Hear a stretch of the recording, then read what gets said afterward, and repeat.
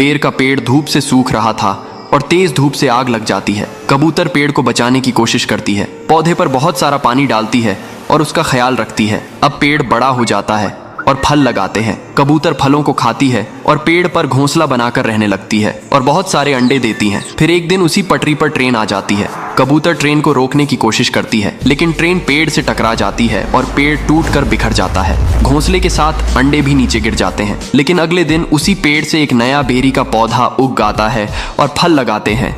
लेकिन कबूतर फिर भी रोने लगती है। फिर लाइक सब्सक्राइब नहीं किया।